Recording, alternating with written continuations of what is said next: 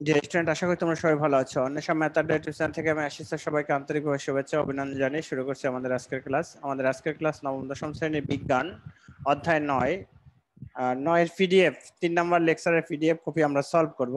আমি তোমাদের সামনে পিডিএফটা দিচ্ছি, দেখো।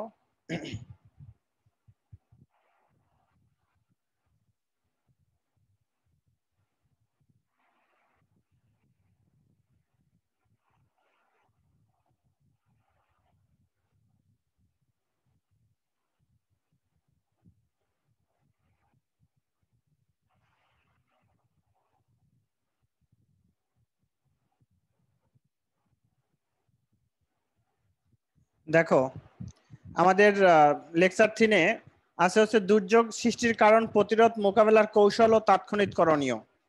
এটা হচ্ছে আমাদের লেকচার 3, অর্থাৎ পাঠ্য বইয়ের পৃষ্ঠা নাম্বার 192 থেকে 207। জ্ঞানমূলক প্রশ্ন 23 থেকে 28। বাংলাদেশে সৃষ্টি খরার জন্য দায়ী, মানে খরার জন্য কাকে দায়ী করা হচ্ছে? বাংলাদেশের সৃষ্টি খরার জন্য পূর্ব প্রশান্ত মহাসাগরের মেরু অঞ্চলে মানে সৃষ্টি এলিয়া কি এলিনিকে দায়ী করা হচ্ছে। আচ্ছা, তা 24। জলোচ্ছ্বাস কোথায় হয়? জলোচ্ছ্বাস সমুদ্রের উপকূলে হয়। বাংলাদেশে কোন সময় বেশি ঘূর্ণিঝড় ও জলোচ্ছ্বাস হয়? বাংলাদেশে এপ্রিল, মে ও অক্টোবর, নভেম্বর এই মাস, মানে এই সময় ঘূর্ণিঝড় ও জলোচ্ছ্বাস হয়। কালবৈশাখী কি? কালবৈশাখী এক ধরনের মানে ক্ষণস্থায়ী ও স্থায়ীভাবে সৃষ্টি প্রচন্ড ঝড়, যা সাধারণত বৈশাখ মাসে হয়ে থাকে। টর্নেডো। টর্নেডো একটি প্রচন্ড গতিসম্পন্ন ঘূর্ণিঝড়, যা সম্পর্কে কোনো পূর্বাভাস বা সতর্ক সংকেত দেওয়া যায় না। এটি কোনো স্থানে মানে আচমকা আঘাত এনে মুহূর্তের মধ্যেই সবকিছু লন্ডভন্ড করে দেয়, সবকিছুই লন্ডভন্ড করে দেবে মুহূর্তের মধ্যে।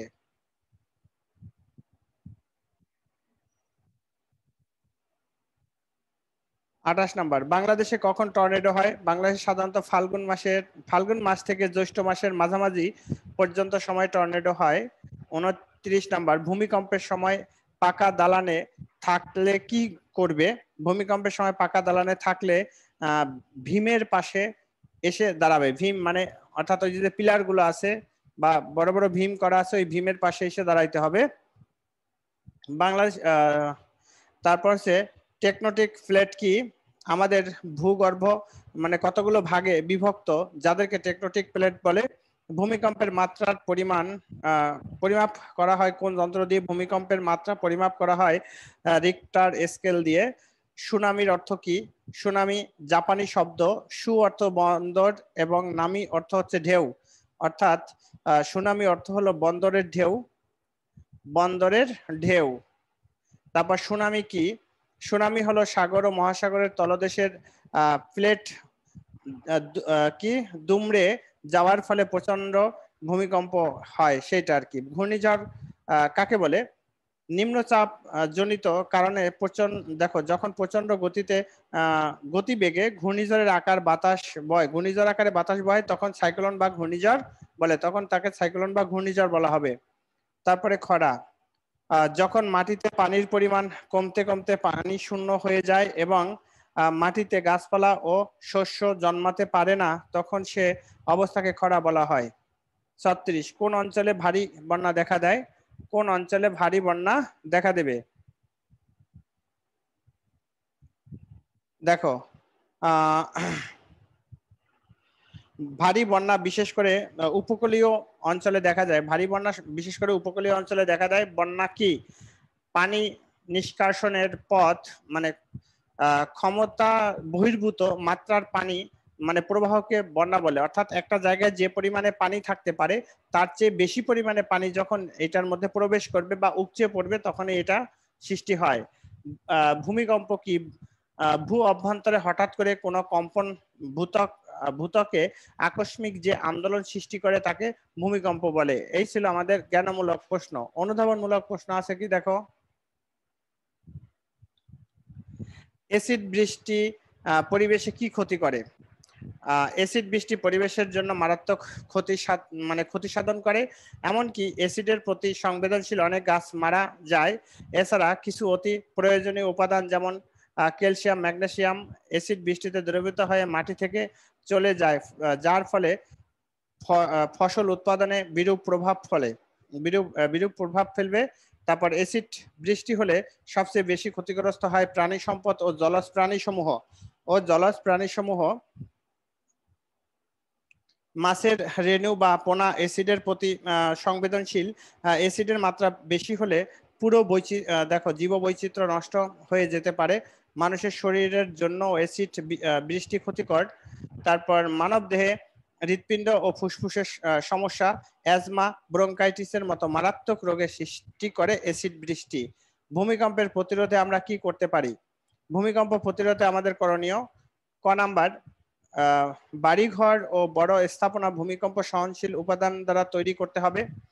উচ্চ মাত্রার ভূমিকম্পে স্থাপনার যেন কোনো ক্ষতি না হয় নির্মাণের সময় প্রযুক্তি ব্যবহার করতে হবে। উচ্চ স্থাপনার ক্ষেত্রে হালকা উপাদান ব্যবহার করতে হবে। উঁচু স্থাপনা যখন হবে এটা হালকা উপাদানগুলো দিয়ে তৈরি করতে হবে। ভূমিকম্পের সময় আত্মরক্ষা এবং ভূমিকম্পের পর উদ্ধার ও ত্রাণ কাজ সম্পর্কে মানুষকে ধারণা দিতে হবে। ভূমিকম্পে করণীয় সম্পর্কে ধারণা ও সচেতনতার সৃষ্টির জন্য জনসাধারণকে এটার উপর প্রশিক্ষণ নিতে হবে। তারপরে খরার ক্ষয়ক্ষতি কমাতে 21 থেকে খরার ক্ষয়ক্ষতি কমাতে কি ধরনের ব্যবস্থা গ্রহণ করা যায়? খরার ক্ষয়ক্ষতি কমাতে নিম্নলিখিত ব্যবস্থা গ্রহণ করা যায়। ক নাম্বার, ভূগর্ভস্থ পানির স্তর পরীক্ষা করে মাটির নিচ থেকে পানি উত্তোলন বন্ধ করে খরা মোকাবেলা করা যেতে পারে। বর্ষা মৌসুমে বৃষ্টির পানি সংরক্ষণ করে রাখতে হবে যাতে দরকারের সময় ব্যবহার করা যায়। ব্যাপক বনায়ন সৃষ্টি করা গেলে মাটি পর্যাপ্ত পানি ধরে রাখতে পারবে এবং মাটির আর্দ্রতা বজায় থাকবে। পানির অপচয় রোধে সচেতনতা সৃষ্টি করতে হবে। বন উজাড় বন্ধ করতে হবে, এতে মাটিতে সূর্য কিরণ সরাসরি পরে শুকিয়ে যেতে পারবে না। তারপর অ্যাসিড বৃষ্টির ক্ষতিকারক প্রভাবগুলো লিখো। অ্যাসিড বৃষ্টির অনেক ক্ষতিকারক প্রভাব আমরা এর আগেও প্রশ্নগুলো পড়েছি, তোমরা একটু পড়ে নিও। তারপরে 24, বাংলাদেশে বন্যা সৃষ্টির দুটি কারণ ব্যাখ্যা করো। বাংলাদেশে বন্যা সৃষ্টির দুটি কারণ: প্রথমত, নদ নদীর পানি ধরে রাখার ক্ষমতা কমে আসা, নদী ভাঙ্গন, বর্জ্য অব্যবস্থাপনা, নানা কারণে নদ নদী ভরাট হয়ে যাওয়ায় এদের পানির ধারণ ক্ষমতা কমে গেছে। দ্বিতীয়ত, উজান অববাহিকা থেকে পানি আসা, ভারী বর্ষণ বা উজানের অববাহিকা থেকে আসা পানি খুব সহজেই নদী ভরে দু কুল ছাপিয়ে বন্যা সৃষ্টি করে। তারপর হচ্ছে 25 নম্বর, প্রাকৃতিক দুর্যোগে মানুষের জন্য ক্ষতিকর কেন? প্রাকৃতিক দুর্যোগ মানুষের জন্য ক্ষতিকর কেন? প্রাকৃতিক দুর্যোগ মানুষের জন্য ক্ষতিকর কারণ প্রাকৃতিক দুর্যোগে মানুষের ঘর বাড়ি নষ্ট হয়, বহু মানুষ গৃহহারা হয়, বন্য ও জলোচ্ছ্বাসে হাঁস মুরগির গবাদি পশু ভেসে যায়, আবাদি জমির ফসল নষ্ট হয়, খাদ্যাভাব দেখা দেয়, বিশুদ্ধ খাবার পানির অভাব হয় এবং পানিবাহিত রোগ দেখা দেয়। খরা ও ভূমিকম্পের পার্থক্য। খরা এবং ভূমিকম্পের দুইটা পার্থক্য একটু মুখস্থ করে রাখবা। বৃষ্টি কম হওয়ার ফলে খরা হয়। 1 নম্বর, ভূপৃষ্ঠের স্তরের পরিবর্তনের কারণে ভূমিকম্প হয়। পানির স্তরে নিম্নমুখী গমন করে।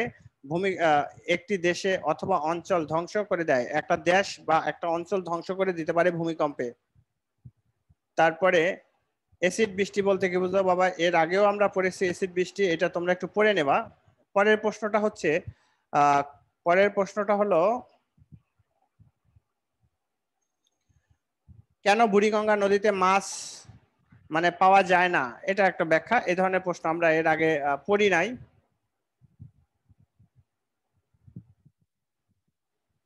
বুড়িগঙ্গা নদী দূষণের শিকার। পানি দূষণের ফলে পানিতে অক্সিজেনের পরিমাণ কমে যায়, ফলে জলজ প্রাণীর অস্তিত্ব বিলীন হয়ে যায়। বুড়িগঙ্গা নদীর ক্ষেত্রে এর ব্যতিক্রম ঘটেনি। দূষণের ফলে বুড়িগঙ্গা নদীর পানি এমন অবস্থায় পৌঁছেছে যে আজ আর বুড়িগঙ্গা নদীতে মাছ তো দূরের কথা, কোনো জলজ প্রাণী খুঁজে পাওয়া কঠিন। তাই বুড়িগঙ্গা নদীতে মাছ পাওয়া যায় না। বুড়িগঙ্গা নদীতে মাছ পাওয়া যাবে না।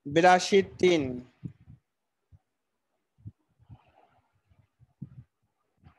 83 3, 84 2,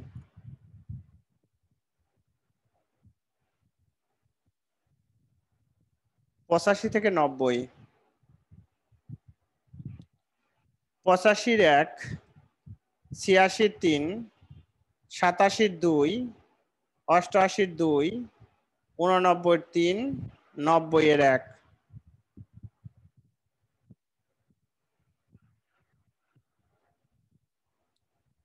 91 থেকে 99,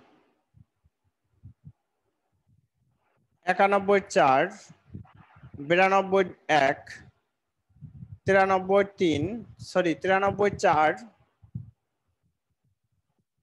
94 3, 95 2, 96 4, 97 3, 98 4, 99 4,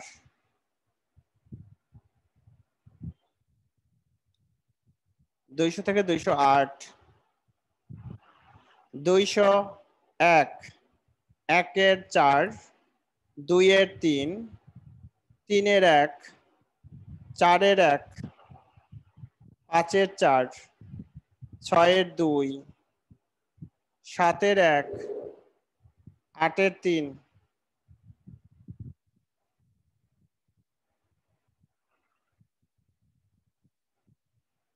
9 থেকে 15, 9 এর 3, 10 এর 4, 11 এর 4, 12 এর 3, 13 এর 4, 14 এর 2, 15 এর 4,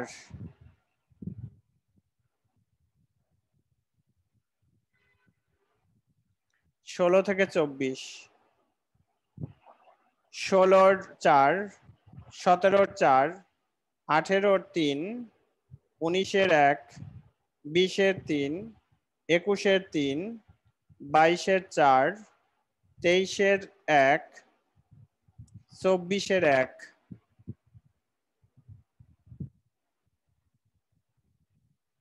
25 থেকে 29, 25 এর 4, 26 এর 2, 27 এর 2, 28 এর 3, 29 এর 4,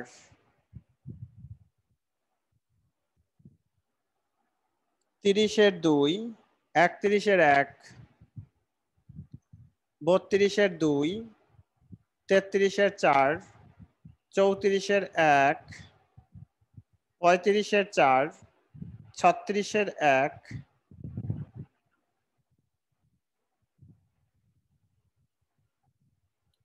37 থেকে 45, 37 এর 3, 38 এর 2, 39 এর 1, 40 এর 3, 41 এর 4, 42 এর 4, 43 এর 4, 44 এর 2, 45 এর 4,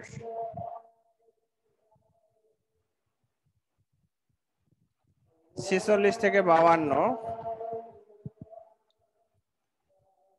46 এর 2, 47 এর 1, 48 এর 1, 49 এর 3, 50 এর 1, 51 এর 3, 52 এর 2,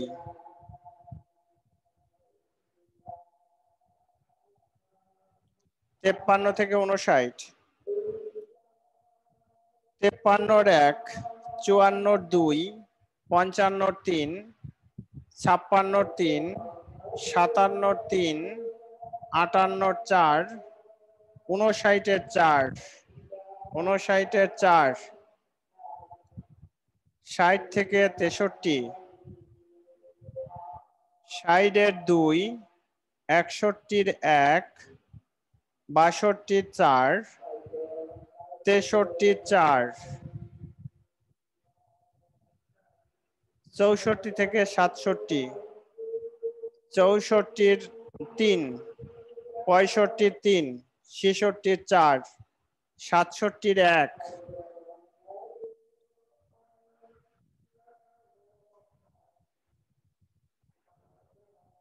68 থেকে 71, 1 মিনিট টাইম, করে ফেলো।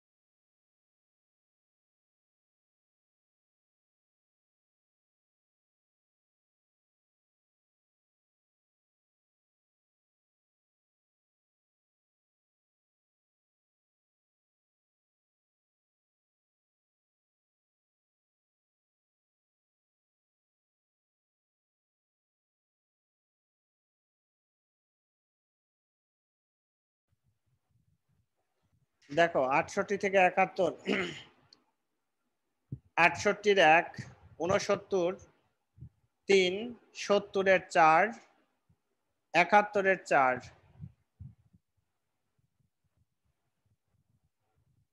72 থেকে 74,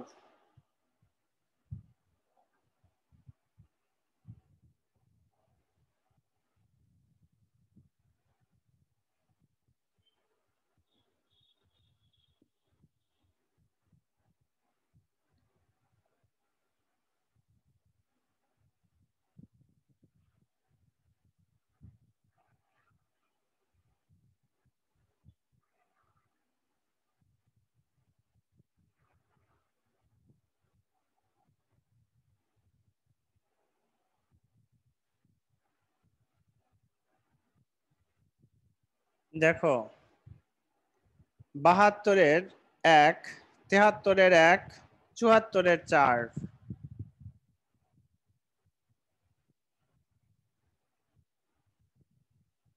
75 থেকে 77,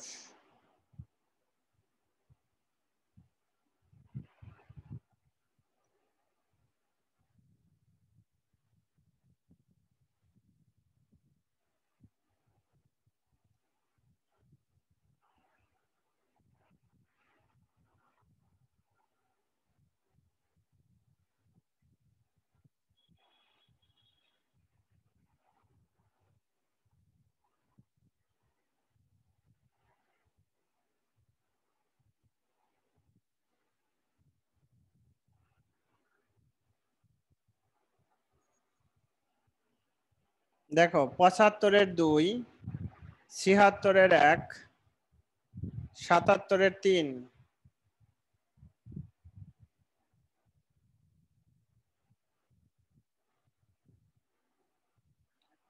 78 থেকে 81,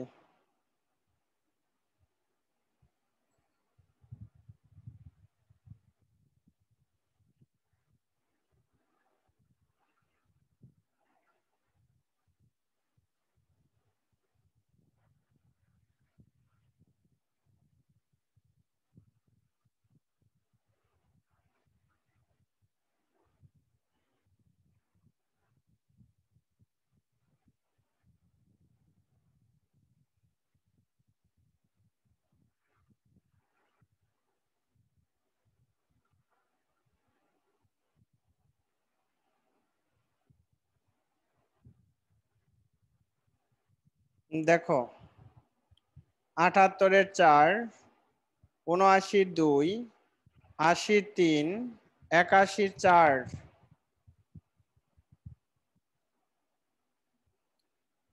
82, 83।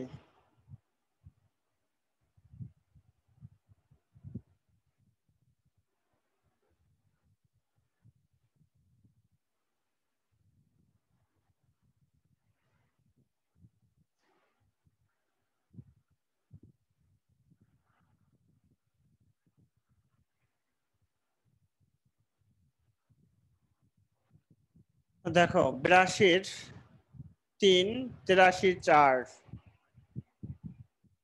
83 পর্যন্ত, 283 পর্যন্ত আমাদের আজকের পিডিএফ এর এমসিকিউ। এরপরে আছে আমাদের সৃজনশীল। দেখো কয়েকটা সৃজনশীল প্রশ্ন আছে। এই প্রশ্নগুলোর উত্তরগুলো তোমরা এই প্রশ্নগুলো দেখে উত্তরগুলো খাতায় লিখবা নিজের মতো করে। লেখার পরে মেসেঞ্জারে আমার ছবি করে পাঠাই দেবা। যারা চ্যানেলে ক্লাস করো তারাই আবার বইটা দেখে অ্যান্সারটা একটু মিলাই নিবা, তাহলে তোমাদের জন্য ভালো হবে। কারণ এই প্রশ্নের উত্তরগুলো তার মুখস্থ করতে পারবা না, এগুলো নিজের মতো করে লিখতে হবে। সেই হিসাবে তোমরা প্রশ্নগুলো একবার করবা, দেখে উত্তরগুলো খাতায় লিখবা।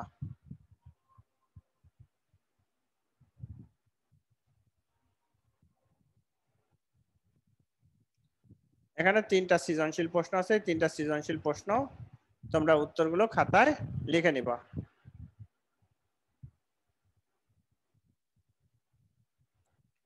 তো ডিয়ার স্টুডেন্ট, এই ছিল আজকে আমাদের 3 নাম্বার লেকচারের পিডিএফ। আমরা শেষ করে ফেললাম। যদি আমাদের ক্লাসগুলো ভালো লাগে তাহলে অবশ্যই আমাদের চ্যানেলের সাথে থাকবা। অন্বেষা ম্যাথ আড্ডা টিউশন থেকে মাসি স্যার আজকে বিদায় নিচ্ছি। দেখা হবে পরবর্তী ক্লাসে।